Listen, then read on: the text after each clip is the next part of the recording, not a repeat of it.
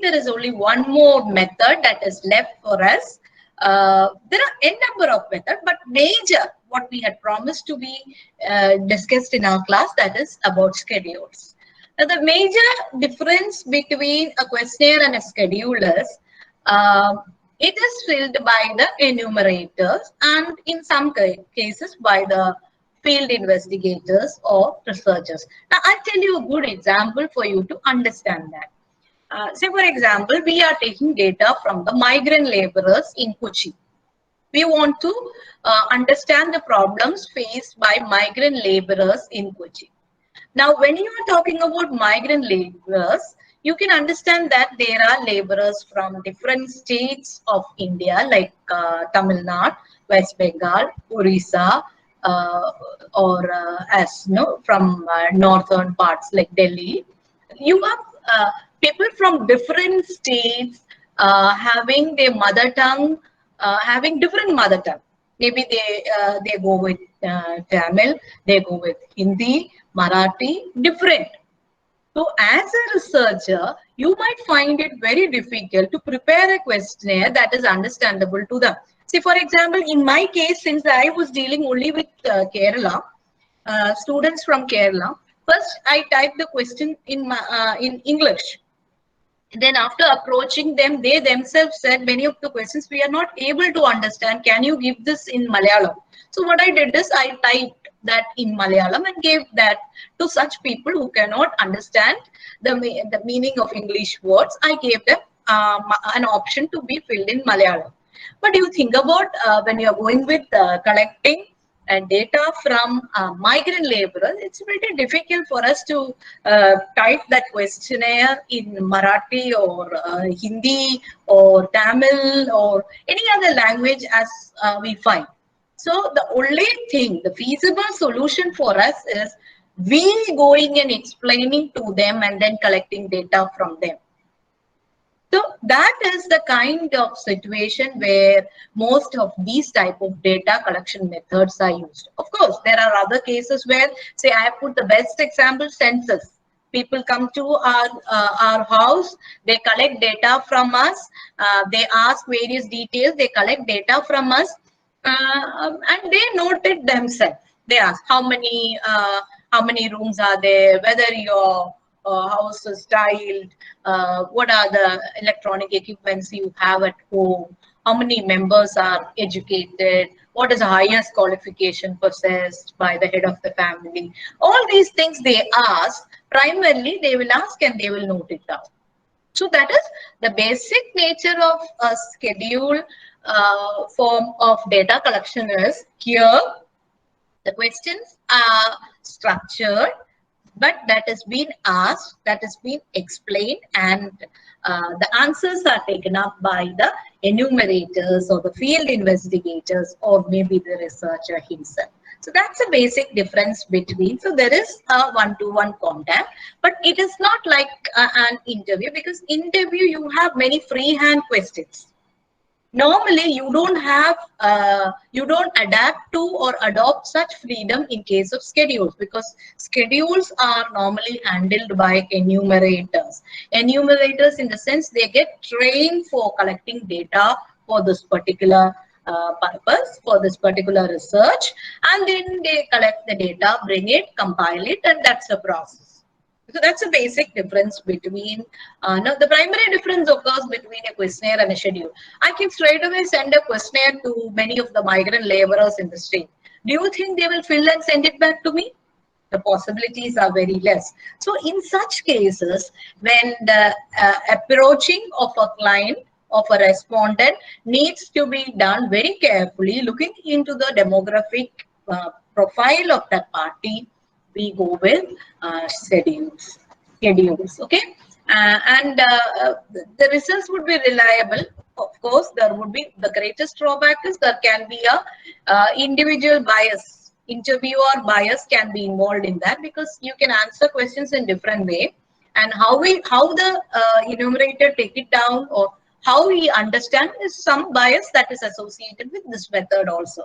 But more or less, you will get a reliable result than when you compare with the questionnaire method. Because in certain cases, questionnaire method, out of compulsion, they might fill it like this. But in case, and they may not understand the meaning of some of the questions, but just mark something and send it to us.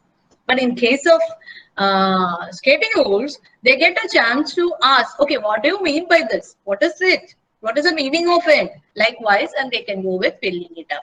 So that's all about the schedule method. So we talked about the first one.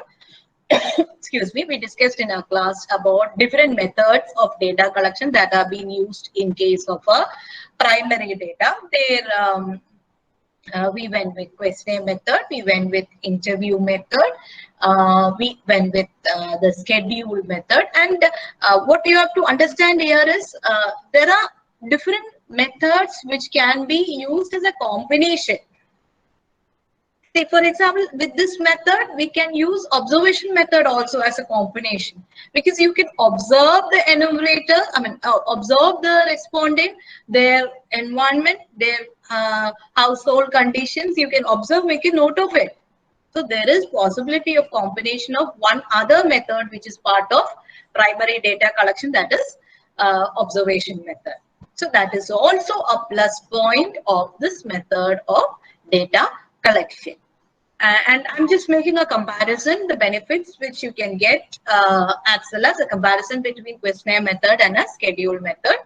In case of questionnaire method, generally we adapt to email or maybe through postal, or it can be directly given. In case of scheduled method, we normally resort to an enumerator who fills up the data, who reads, asks, and then fill the data as he or she gets the answer from the respondent. And questionnaire method is considered to be more economical because you just have to send the data over email. You need not train an enumerator, you need not train a field investigator, you need not appoint them, you need not pay salary or commission to them. So that's why questionnaire method is supposed to be more economical. And schedule method, when compared with the questionnaire method, it is little expensive. And when we consider the benefits, in case of questionnaire, there can be higher chance of non-responsibility, but non-response, not answering your questionnaire, not replying to your questionnaire. All right. But in case of interview, it can be yes or no, but when you are approaching a person, the chances of getting a data is more when compared to just sending it over email or post. Then in case of questionnaire, sending it, waiting for the reply, and then waiting for them to fill it and then send back to us. So that's why we say that it's little slower, bit slower when we compare with the schedule method, because we traveling to that place on the spot, you collect the data, you bring it back. So it's a little more faster. Then in case of questionnaire, in most of the cases, the chance of having a rapport with the respondent, having a personal contact with the respondent is not there. But in case of schedule, yes, it's there. That's why I said there is a possibility of combination of other methods like observation method. You can combine it and then go with collecting the data, which is much more effective than just blindly believing in what is being sent across to your questionnaire. Or if time and money permits, you can have a combination of schedule method and questionnaire method. Right? That is also possible. Then there are, we are talking about other methods of data collection. There are a lot other methods. The simplest which you can find in the market is warranty cards, because when you purchase a consumer durable product, the company asks you to fill the warranty card, send it to them to get it sealed. That's an old system, but now also in some cases that has been prevailing. And basically what the company is getting is they get the data of the consumer, and then there can be other. These are the methods for collecting market data or consumer data. So you also get to know about the sales, the preference of customers towards different products by taking a sales audit at the distributor level or at the wholesaler level or at the retailer level. Pantry audit is nothing but you are looking into the whole basket of consumption of your consumers. You're looking into, okay, what are the products they generally, the upper middle class or lower class, or as you say, no, the higher class people go with together when they enter into a supermarket. What are the things they normally go for purchase? So you can prepare a basket for each category of consumer groups. Because if you find that yes, the upper middle class people are having into a habit of purchasing all these together when they go into a supermarket, what you can do is you can prepare a bundle of products that is suitable for this category of people. So automatically that purchase will be going with exclusive picking of these bundles. Bundle is nothing but many products wrapped together in one as one product. So the consumer is also benefited because there is some pricing advantage. Some lesser price might be applicable to such bundles. The producer, the manufacturer is also benefited because the company is having a bulk sales. So that way, that is what we call as a pantry audit. Consumer panels is an extension. You are observing, it's just an extension of pantry audit. You are having a group of consumers, you get the permission from them, you ask them to monitor their daily routine purchases, consumption pattern, take a record of that, and then you plan your products accordingly. And the company will be planning their products accordingly. But that is pretty difficult, but that is also happening with the consent of consumers in certain cases. Suppose if the company is thinking of a product line expansion, they want to know where they have to go with the expansion, which category the consumer is in need of a variety. So they may be looking into such type of models like consumer panels. Then projective techniques, basically it's you are not directly asking what is it, but indirectly you're placing a question before the consumer to get it answered. You want to know whether a particular tagline used by an advertisement is attractive, it's catchy or not. So what you will do is you will give first few words of that advertisement, you will ask the consumer to fill that. Right. So you will get, that's what you go with the sentence completion test or word association, because every brand tagline will be having some meaning to that. So you want word association tests, all these just to know how it is attractive, how it is capturing the mind of the consumer. So such type of projective techniques are also used for collecting data. Apart from that, there are a lot of electronic devices that have been used, starting from camera that is being used by the respective party to capture the information regarding the store visit or purchase or preferences, or which inside the store itself there is something called a store arrangement. So a shop, a multi supermarket would like to know which part of the store is more attractive, which part is catching the attention of the consumers when they enter the store. So in that case, they might keep the camera, they will be observing the consumer or customer when he enters the shop, and they will just watch the movement of the customers within the store. So just for them to understand how this is capturing their attention, just to make the products arranged accordingly. So this particular shop might charge higher rent for the area which is more preferred, which is more attractive to the consumers when they enter the store. So likewise, that is store arrangement. So different methods are used, but broadly you can classify that into those that have face-to-face contact, and the other one which does not have face-to-face contact. Without interfering, you are collecting the data. So those are the categories. And then we are going with, so these were the facts about the primary data which are collected primarily for this particular purpose, or for the sole purpose by the researcher. Now, at the same time, the researcher in certain cases, there is no point in going again for a primary data when it is already available in the market. In such case, say for example, if I want to go and study about the stock market, Right. So the data is already available. How each the listed company share is performing in the market. The financial performance of these companies are already there in the form of the financial statements. So it is not necessary for me to again collect a primary data. Maybe I can go with additional data like collecting from the company officials and all, but the basic data is already available in the market.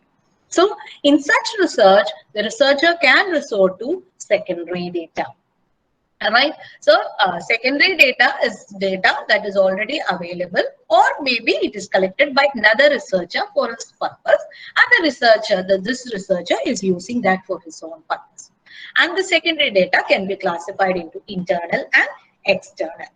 Internal data talks about the data that is already available within a company, within an organization, or maybe within that setup.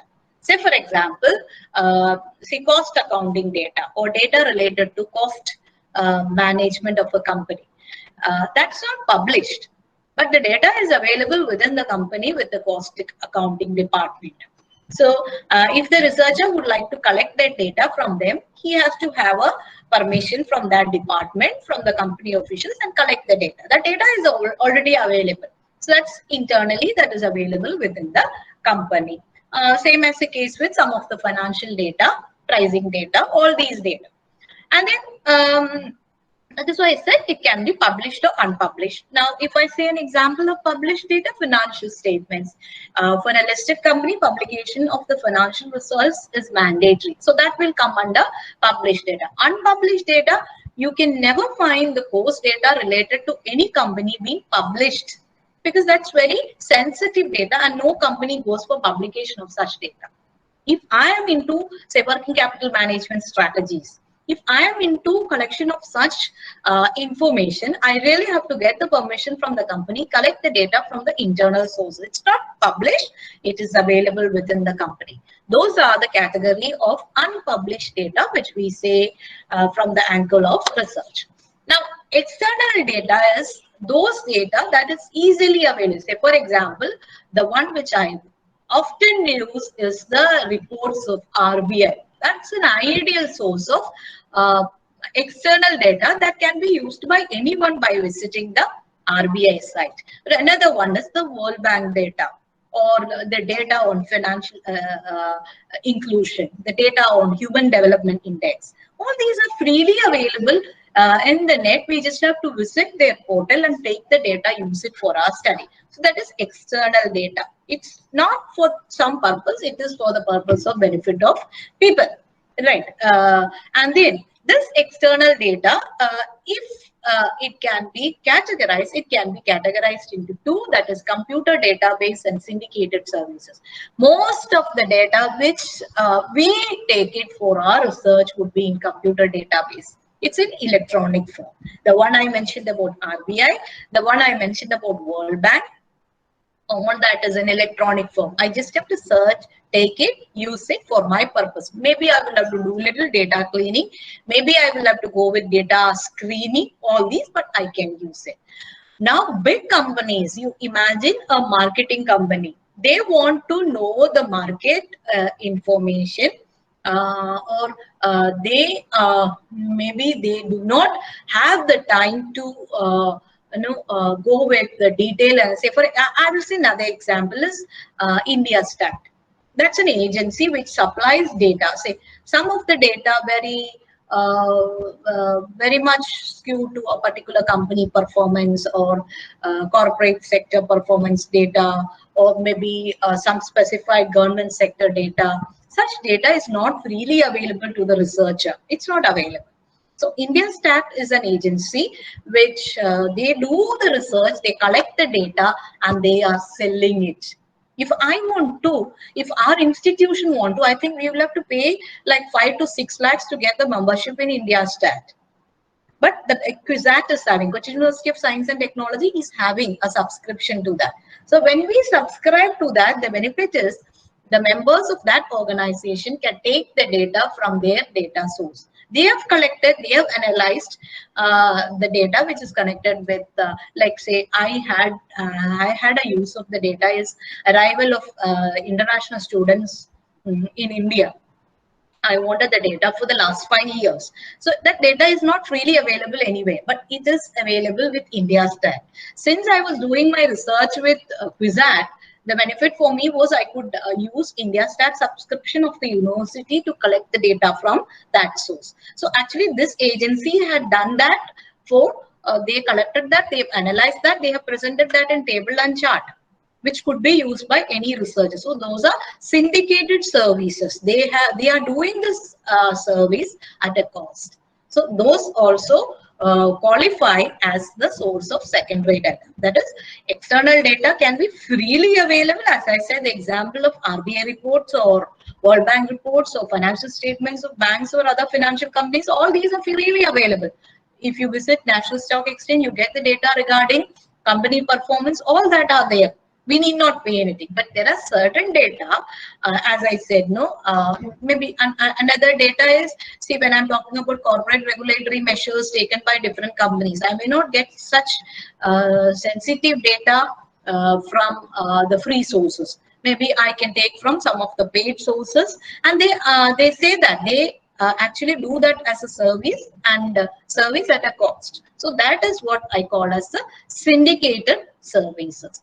So finally, secondary data sources can be classified into two, internal as well as external. Again, in case of internal and external, there includes published and unpublished. See, syndicated services data, it's not published actually.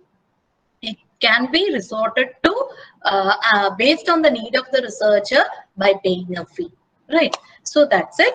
And then the final question which all of you would be wanting to ask is, how do I decide which is a selection or which is the appropriate method for me to collect data? Basically, that depends. See, if I talk about an ideal situation, it would be no, going to talking to the respondent, get using different sources like observation method, schedule, having a set of questions. At the same time, if you want, you can go with a combination of interview. But then the choice here is you whether you have resources or time. See, for my, if I'm doing this study without a funding agency, it would have been difficult for me to undertake such extensive data collection of 600 or 700. It's not possible because I have a field investigator. The government has appointed a field investigator and a research person. Two are there being funded by government agency for doing this project for me. I'm just an investigator. I'm just a project guide here. I just have to direct these people to collect the data, to analyze the data. There are two people working for this project along with me. They are being paid by government to conduct. So there is a financial assistance that has been done by government agency to conduct this research. In such a case, I should be having freedom enough to use the best possible method within the available resource. I cannot spend as much I want. I've been allocated with a fund of 5,20,000. Within that, I have to plan everything. Right. So there, at least I have that much resources to conduct that. But you imagine a researcher who does not have any financial resource but interested to conduct a research. In that case, there is a limitation. He may have to resort to the most economical method for data collection. And in your case, sometimes when you're going with your PG project, you have a time span of 6 months. So within that time span, you have to conduct. So there is a limitation with respect to the data coverage. Right. So the selection, and another thing is precision, the kind of accuracy being used, needed. Suppose if you are going with a preliminary study, with an exploratory study, you can manage to go with a medium precision. You're not going to develop a model or maybe as we say a theory. It's not like that. It's part of your study. So the precision requirement is average. It should be correct, but not accurate as in the case of a research that is being conducted to develop a model or to develop a theory or to propose a new finding. Right. So that is also one thing. So these are the major factors. One is the nature. What is the purpose? What is the scope of the study? That is something which decides about the about the selection of appropriate method of data collection. Then the second thing is the availability of funds and also time.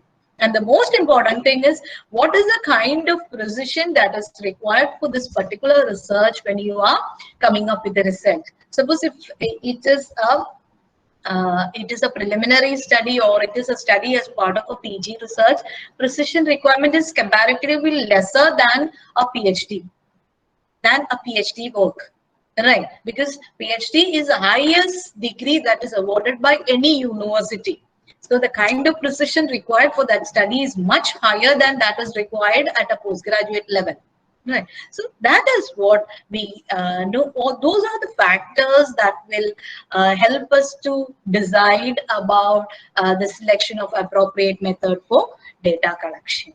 Right. So in our today's class, we were just discussing about the type of data collection method, and in our class today we discussed about schedule as a method of data collection, and many other methods that could be resorted based on the requirement of a company, which includes collection of information through panel or consumer panel, or as we say warranty cards, or projective techniques, or maybe use of different electronic devices to capture the information. All these are included in collection of primary data. Then we discussed about collection of secondary data. Collection of secondary data broadly can be classified as internal or external. Internal might be, again, we can classify that as published and unpublished. Internal is connected with an organization or specifically related to a particular agency, organization, or a company. Whereas when we are talking about external, it's general. It's something which is interesting to many stakeholders. As I said, the example of Human Development Index, which is published. It is of interesting to many researchers, academicians, administrative bodies, government bodies, right? So it's publicly available. And finally, we concluded by saying the factors that are going to decide the selection of a data collection method. I would say the most important thing would be the nature of your study and the availability of the resources. Suppose if resources are available, if you have enough time. Now, sometimes I have often noted that students quote shortage of time as one limitation. I would never agree to that. You know why?